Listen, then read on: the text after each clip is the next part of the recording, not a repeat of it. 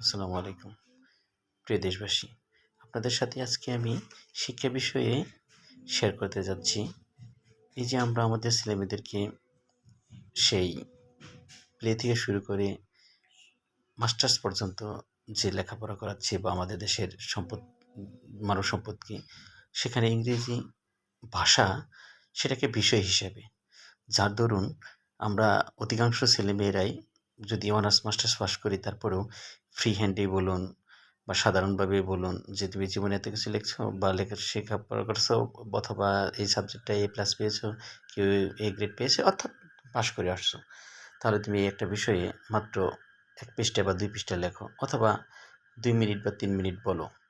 দেখেন আমাদের দেশের অধিকাংশ কিন্তু আমরা পাচ্ছি মানে বলতে পারতেছি না, কারণ আমরা এটাকে ভাষা হিসেবে নিইনি, একটা বিষয় হিসেবে নিয়েছি।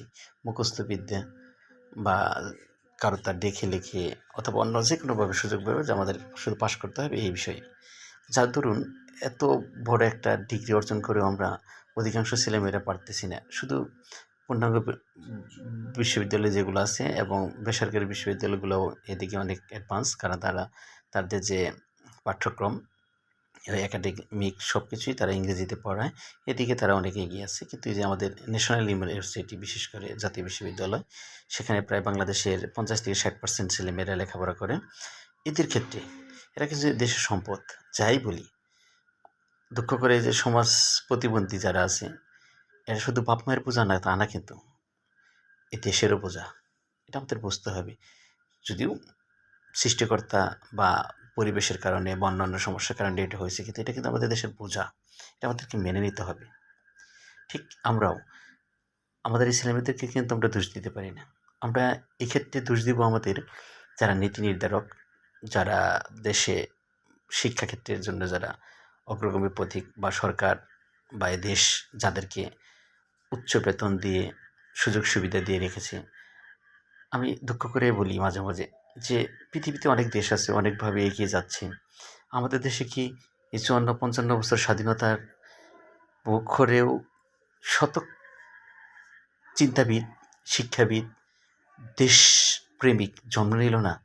যারা এই দেশটাকে সুন্দরভাবে এমন একটা মানে একাডেমিক ক্যারিয়ার সিস্টেমের মতো প্রকল্প হিসাবে ৫ বছর, ১০ বছর, ২০ বছর, ৫০ বছর ভাগ, ভাগ করে নিক, সমস্যা নেই। যে এমনভাবে করে দিবে যে ওই পরিচালনায় আমরা চলে সামনের দিকে আমরা এগিয়ে যাব। এমনটা আমাদের দেশে জন্ম নিল না।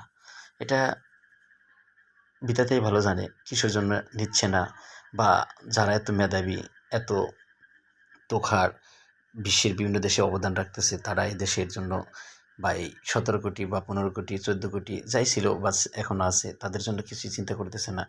এটা আমাদের জন্য অত্যন্ত ভারাক্রান্ত দুঃখের বিষয়। মেনে নিতে হবে যে যারা ওই কর্ণধার হিসেবে আছেন, এমন কোনো অবসর নেই যে আমাদের গভর্নর আছে, সরকার না আছে বা আমাদের বিভিন্ন ধরনের যে প্রশাসনিক কর্মকর্তা তারা না আছেন। ১ সেকেন্ডের জন্য কিন্তু বাদ থাকে না।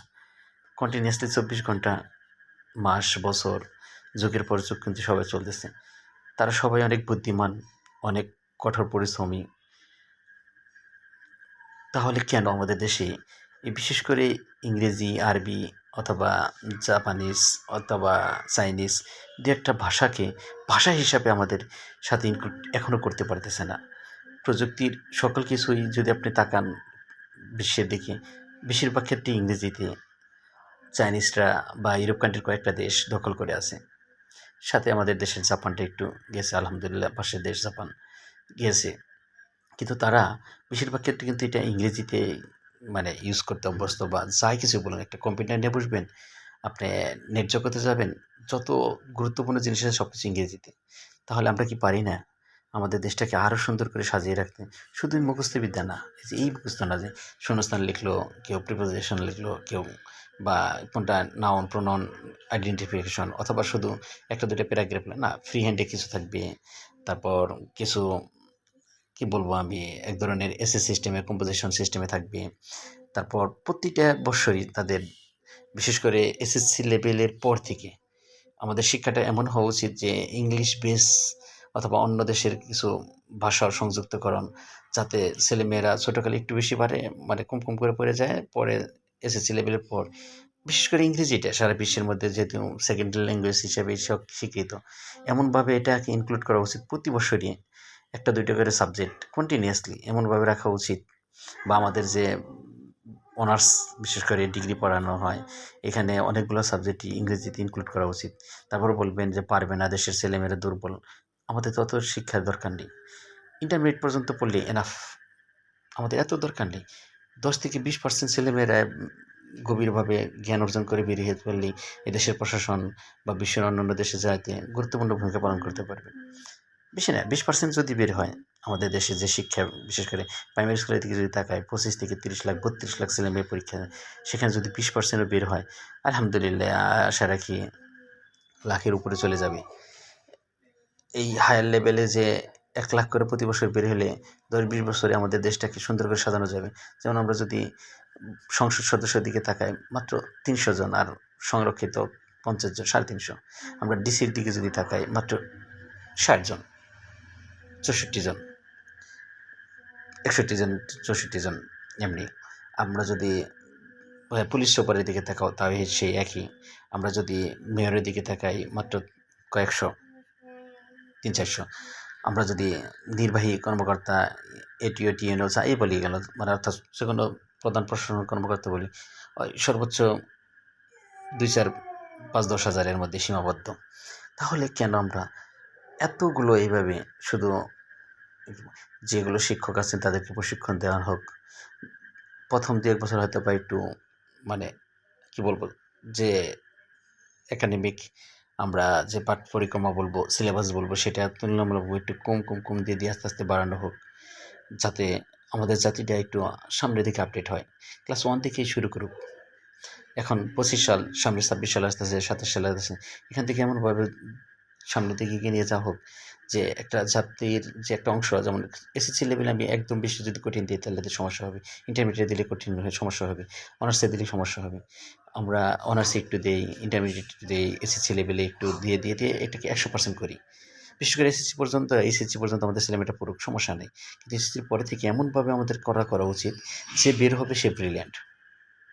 পড়তে বসবে, পারবে না, সমস্যা নেই। দৌড় প্রতিযোগিতা দেবে 100 জন, 200 জন, 500 জন। আমরা তো এই যে বিশ্ব অলিম্পিক দেখি, সব দেশের ছেলে মেয়েরা বা যারা অংশগ্রহণ করে সকল অ্যাথলেটিক্সরা কি পুরস্কার গ্রহণ করে বা নিতে পারে? না, নিতে পারে না। তাহলে আমরা কি ওই সবার দেশের মানুষদেরকে পুরস্কার দিব, ফার্স্ট বানাবো, এই আশায় কি তারা এই যে বিশ্ব ফুটবল খেলা হয়, ক্রিকেট খেলা হয়, আমরা আন্তর্জাতিকভাবে দেখি, এগুলো কি সব দলই পুরস্কার নেয়? ফার্স্ট, সেকেন্ড হয়? না, হয় না। এই 32টা দল, 64টা দল বা 16টা দল, 8টা দল। তাহলে আমাদের ওইগুলো থেকে তো আমরা অনেক বড় ধরনের একটা শিক্ষা নিতে পারি। সুতরাং আমি বাংলাদেশের যারা নীতি নির্ধারক থাকবেন, বিশেষ করে সরকারি, সুশীল সমাজ, ব্যবসায়ী, শিক্ষক, প্রকৌশল, ডাক্তার, এরা যারা আছেন, প্লিজ একটু এগিয়ে আসুন। আমাদের দেশের বিশেষ করে শিক্ষা ব্যবস্থাটাকে যুগোপযোগী, মিনিমাম যদি আমরা যে যুগে আছি তার সাথে 10 বছর এগিয়ে থাকি, এমন একটা পরিক্রমা নিয়ে সামনের দিকে এগিয়ে যায়। ইন্টারমিডিয়েট পর্যন্ত পাস করতে পারলে যথেষ্ট আমাদের ছেলেমেয়েরা, যারা একটু নর্মাল আছে। এত দরকার নেই ওইভাবে। সবার অধিকার আছে, ঠিক আছে, কিন্তু সেই প্রতিযোগিতায় টিকে থাকুক।